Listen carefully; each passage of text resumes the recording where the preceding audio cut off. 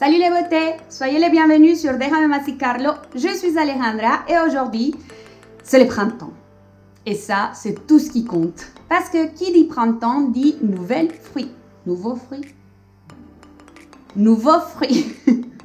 Donc, maintenant, on retrouve les fraises un peu partout dans les supermarchés, les commerces, les marchés, tout ça. Et je me suis dit, il me faut un gâteau aux fraises. Donc aujourd'hui, je vous présente un mille crêpes aux fraises et mascarpone de citron vert. Allons voir la recette. Pour réaliser notre mille crêpes, la première chose est de réaliser les crêpes, bien évidemment. Donc on va tamiser les ingrédients secs, après on va ajouter les œufs et le lait petit à petit et on va mélanger jusqu'à obtenir un mélange complètement homogène.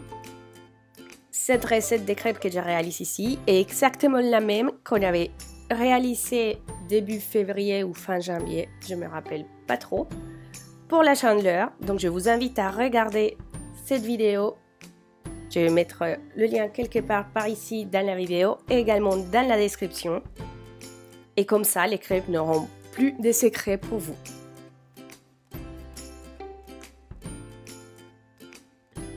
Dans la recette originale, j'ai ajouté de l'alcool. Cette fois-ci, j'ai choisi de ne pas en ajouter pour ne pas cacher le goût subtil de la fraise.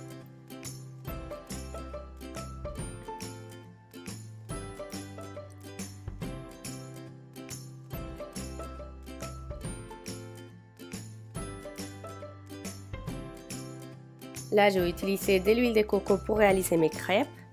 Et comme vous pouvez très bien le voir, j'utilise une poêle normale, pas une crêpière.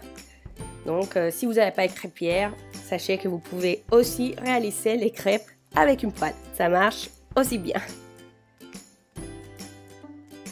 Si vous utilisez les mêmes quantités de la recette de la chandeleur, vous allez obtenir une dizaine de crêpes et c'est exactement ça que j'utilise pour réaliser ces 1000 crêpes. Une fois que vous aurez fini de réaliser toutes les crêpes, il est très important de les laisser refroidir complètement. Vous pouvez même les réaliser préalablement et les garder au frigo. Parce que sinon, la crème va fondre au moment de la pocher sur les crêpes.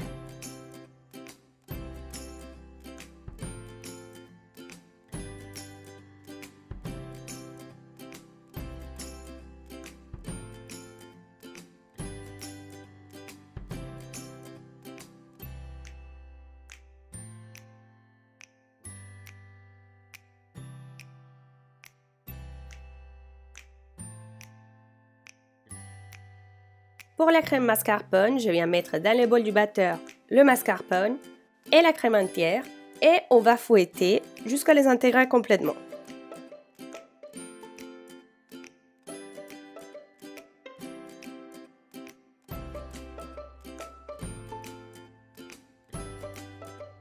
Maintenant, on ajoute le jus de citron.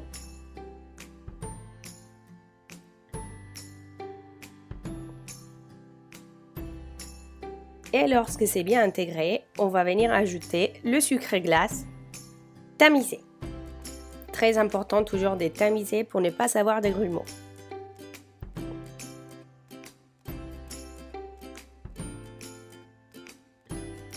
On mélange à nouveau pour intégrer complètement les ingrédients.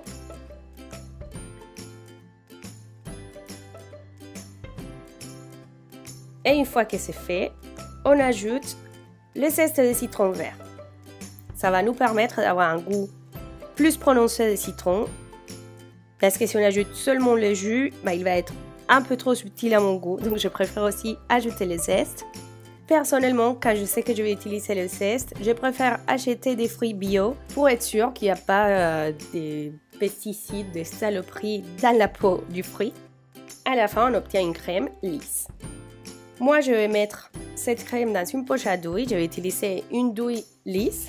Vous pouvez utiliser une autre ou même ne pas utiliser du tout. Parce qu'on ne va pas réaliser une décoration. C'est juste pour pocher quelques boules de crème par-ci par-là. Et comme d'habitude, je vais me servir de ma tasse Starbucks des génies. Parce qu'elle est géante et elle me sert toujours à mettre les crèmes dans les poches à douille. Et à l'aide d'une spatule, je viens verser toute la crème à l'intérieur.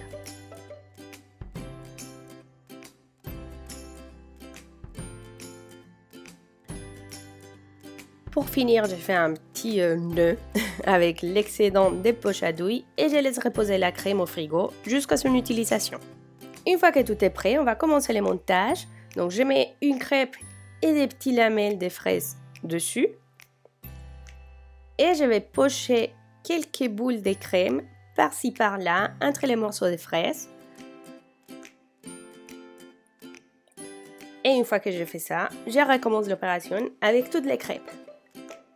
Si vous préférez, vous pouvez réaliser une couche uniforme de crème.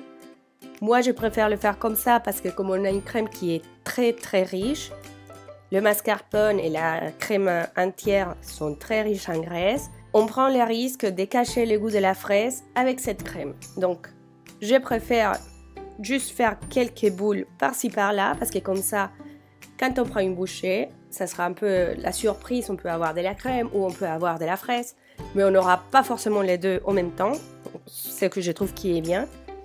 Mais si vous préférez réaliser une couche uniforme de crème, allez-y, n'hésitez pas.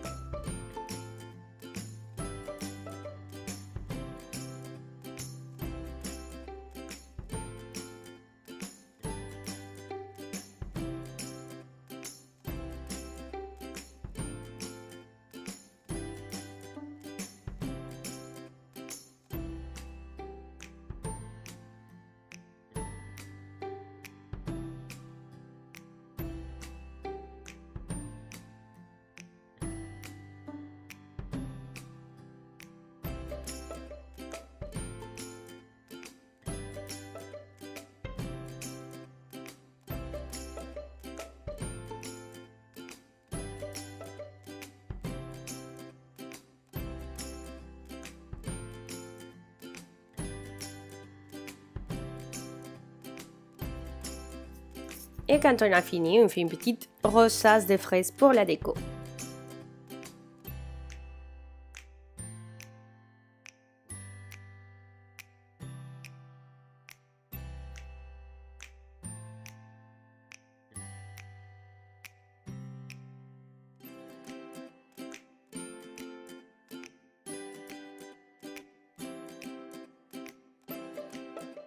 Bon les beautés, j'espère que vous avez bien aimé cette recette. Si vous la faites, n'hésitez pas à me partager dans les commentaires comment ça s'est passé. Vous pouvez également la prendre en photo et me taguer sur les réseaux sociaux.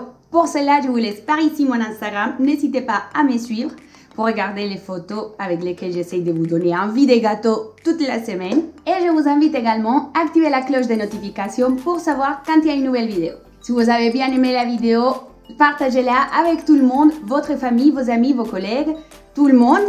Et laissez-moi un magnifique pouce en l'air. Bon, c'est tout pour aujourd'hui. La semaine prochaine, il n'y a pas de vidéo. Donc, je vous dis à dans 2 semaines avec une nouvelle vidéo ici dans Déjame Masticar. Ciao!